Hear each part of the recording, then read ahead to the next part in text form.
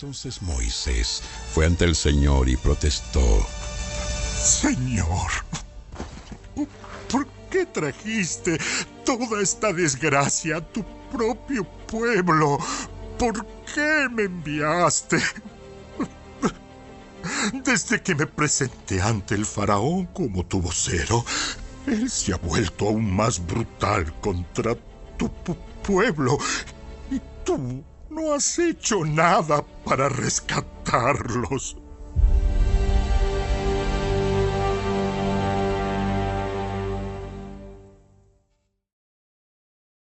Capítulo 6.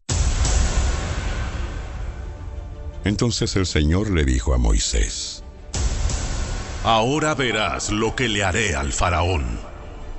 Cuando él sienta el peso de mi mano fuerte, dejará salir al pueblo. De hecho, él mismo los echará de su tierra.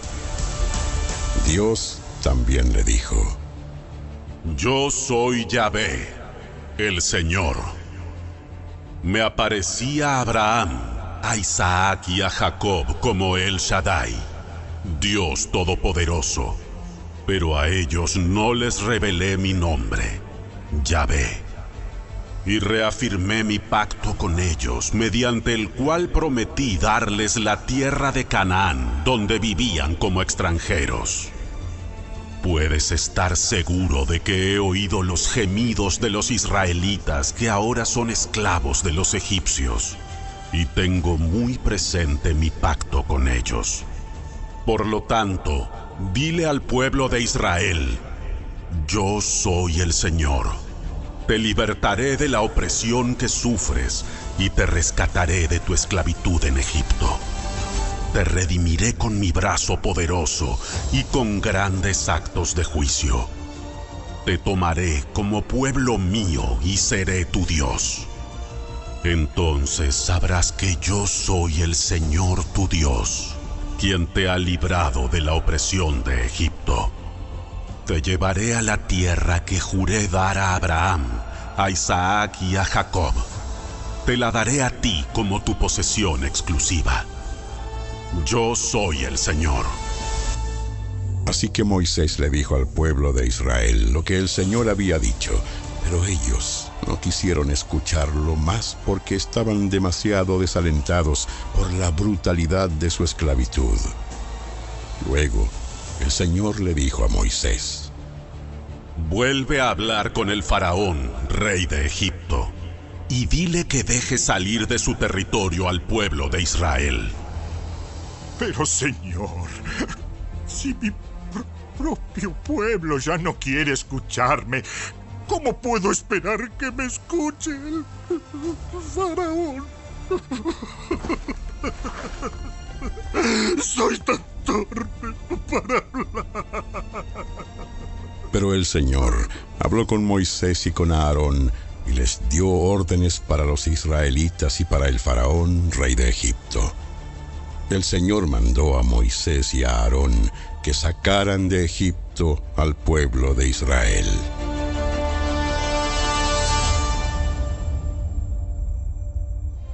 Los siguientes son los antepasados de algunos de los clanes de Israel.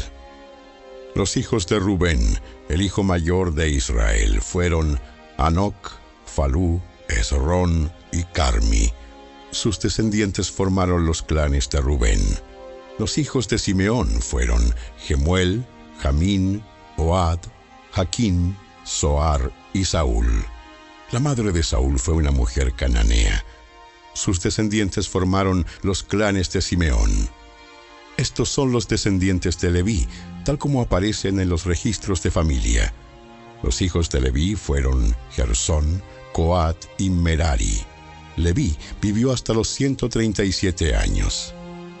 Entre los descendientes de Gersón se encontraban Libni y Simei. Cada uno de ellos llegó a ser el antepasado de un clan. Entre los descendientes de Coat se encontraban Amram, Izar, Hebrón y Uziel. Coat vivió hasta los 133 años. Entre los descendientes de Merari estaban Mali y Musi. Los siguientes son los clanes de los levitas, tal como aparecen en los registros de familia. Amram se casó con Jocabed, hermana de su padre, y ella dio a luz 2 hijos, Aarón y Moisés. Amram vivió hasta los 137 años. Los hijos de Izhar fueron Coré, Nefeg y Sicri. Los hijos de Uziel fueron Misael, Elzafán y Sitri. Aarón se casó con Eliseba, hija de Aminadab y hermana de Naasón. Ella dio a luz a sus hijos Nadab, Abiú, Eleazar e Itamar. Los hijos de Coré fueron Asir, Elcana y Abiasaf. Sus descendientes formaron los clanes de Coré. Eleazar, hijo de Aarón, se casó con una de las hijas de Futiel, y ella dio a luz a su hijo Finés. Esos son los antepasados de las familias levitas, registrados según sus clanes. El Aarón y el Moisés mencionados en la lista anterior son a quienes el Señor dijo: Saquen al pueblo de Israel de la tierra de Egipto como a un ejército. Moisés y Aarón fueron los que hablaron con el faraón, rey de Egipto, acerca de sacar de Egipto al pueblo de Israel. Cuando el Señor habló con Moisés en la tierra de Egipto, les dijo: Yo soy el Señor. Dile al faraón, rey de Egipto, todo lo que te digo. Pero Moisés discutió con el Señor argumentando: ¡No puedo hacerlo! ¡Soy tan torpe para hablar! ¿Por qué debe escucharme el faraón?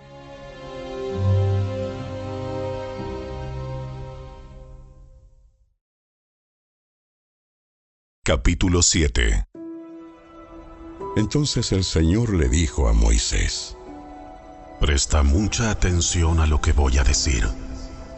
Yo haré que para el faraón parezcas como Dios, y tu hermano Aarón será tu profeta. Dile a Aarón todo lo que yo te mande, y Aarón deberá ordenarle al faraón que deje salir de su territorio al pueblo de Israel. Sin embargo, haré que el corazón del faraón se ponga terco para poder multiplicar mis señales milagrosas y mis maravillas en la tierra de Egipto. Aún así, el faraón se negará a escucharte. Por eso alzaré mi puño contra Egipto. Luego rescataré a mis ejércitos, a mi pueblo, los israelitas, de la tierra de Egipto con grandes actos de juicio. Cuando levante mi mano poderosa y saque a los israelitas, los egipcios sabrán que yo soy el Señor. Así que Moisés y Aarón hicieron tal como el Señor les mandó.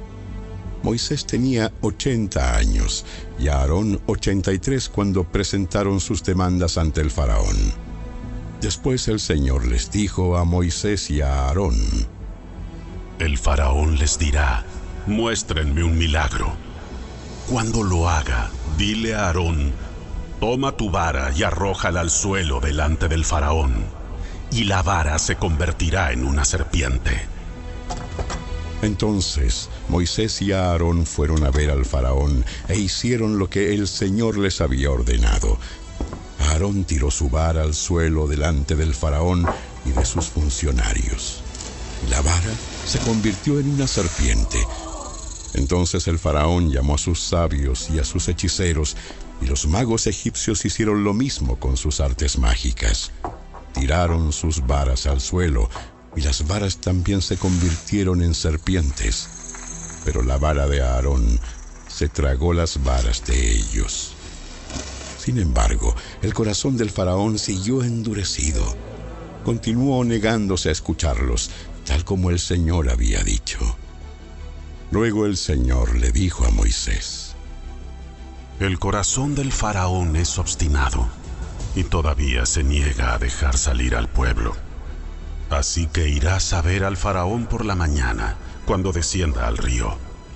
Párate junto a la ribera del río Nilo para encontrarte allí con él. No te olvides de llevar contigo la vara que se convirtió en serpiente. Luego anúnciale lo siguiente: El Señor, Dios de los hebreos, me envió a decirte: deja ir a mi pueblo para que me adore en el desierto. Hasta ahora te has negado a escucharlo.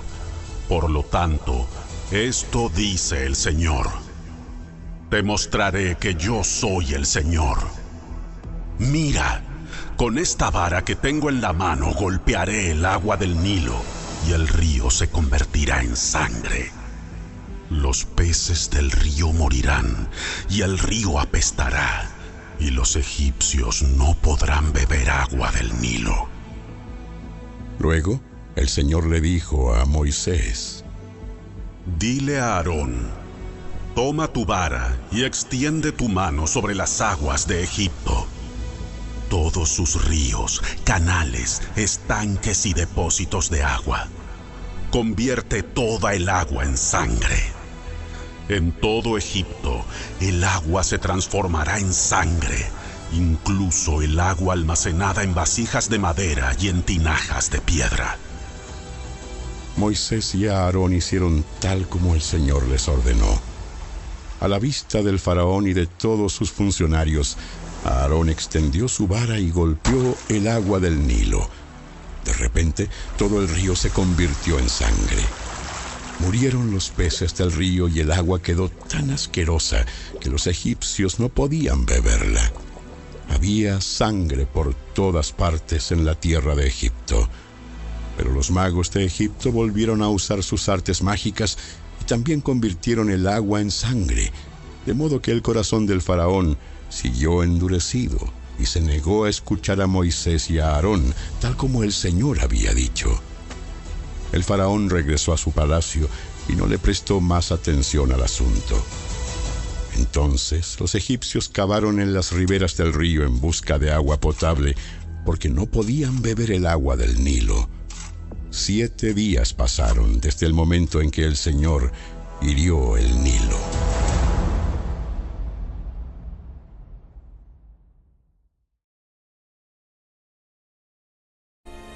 No 7 veces, sino 70 veces 7.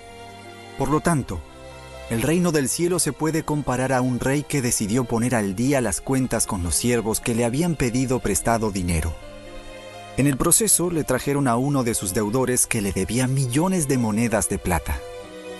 No podía pagar, así que su amo ordenó que lo vendieran, junto con su esposa, sus hijos y todo lo que poseía, para pagar la deuda. El hombre cayó de rodillas ante su amo y le suplicó: «Por favor, tenme paciencia y te lo pagaré todo». Entonces el amo sintió mucha lástima por él y lo liberó y le perdonó la deuda. Pero cuando el hombre salió de la presencia del rey, fue a buscar a un compañero, también siervo, que le debía unos pocos miles de monedas de plata. Lo tomó del cuello y le exigió que le pagara de inmediato. El compañero cayó de rodillas ante él y le rogó que le diera un poco más de tiempo. «Ten paciencia conmigo y yo te pagaré», le suplicó. Pero el acreedor no estaba dispuesto a esperar. Hizo arrestar al hombre y lo puso en prisión hasta que pagara toda la deuda.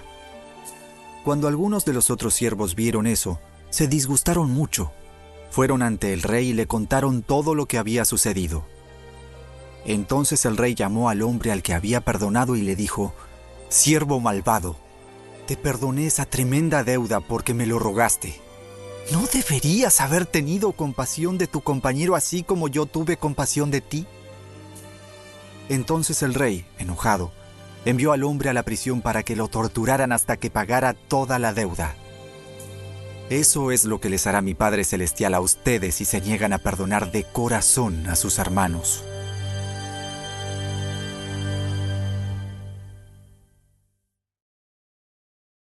Capítulo 19. Cuando Jesús terminó de decir esas cosas, salió de Galilea y descendió a la región de Judea, al oriente del río Jordán. Grandes multitudes lo siguieron, y él sanó a los enfermos. Unos fariseos se acercaron y trataron de tenderle una trampa con la siguiente pregunta: ¿Se permite que un hombre se divorcie de su esposa por cualquier motivo? Jesús respondió: ¿No han leído las Escrituras? Allí está escrito que desde el principio Dios los hizo hombre y mujer. Esto explica por qué el hombre deja a su padre y a su madre y se une a su esposa, y los dos se convierten en uno solo. Como ya no son dos sino uno, que nadie separe lo que Dios ha unido. Entonces, ¿por qué dice Moisés en la ley que un hombre podría darle a su esposa un aviso de divorcio por escrito y despedirla? Moisés permitió el divorcio solo como una concesión ante la dureza del corazón de ustedes, pero no fue la intención original de Dios. Y les digo lo siguiente: el que se divorcia de su esposa y se casa con otra comete adulterio, a menos que la esposa le haya sido infiel. Entonces, los discípulos le dijeron: Si así son las cosas, será mejor no casarse. No todos pueden aceptar esta palabra, solo aquellos que reciben la ayuda de Dios. Algunos nacen como eunucos, a otros los hacen eunucos, y otros optan por no casarse por amor al reino del cielo. El que pueda, que lo acepte. Salmo 23.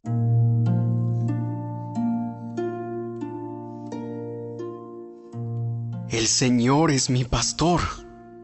Tengo todo lo que necesito. En verdes prados me deja descansar. Me conduce junto a arroyos tranquilos.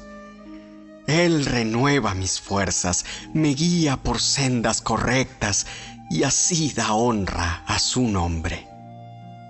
Aun cuando yo pase por el valle más oscuro, no temeré, porque tú estás a mi lado. Tu vara y tu cayado me protegen y me confortan.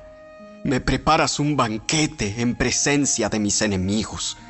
Me honras ungiendo mi cabeza con aceite. Mi copa se desborda de bendiciones. Ciertamente tu bondad y tu amor inagotable me seguirán todos los días de mi vida, y en la casa del Señor viviré por siempre.